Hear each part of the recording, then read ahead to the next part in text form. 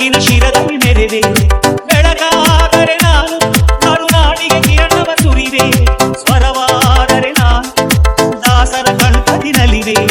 ಖಡ್ಗವಾದರೆ ನಾನು ಚೆನ್ನವ್ವರ ಕರದಲ್ಲಿ ಬೆರೆವೆ ಬಲವಾದರೆ ನಾನು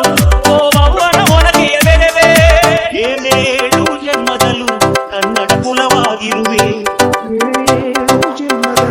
ಕನ್ನಡ ಕುಲವಾಗಿರುವೆ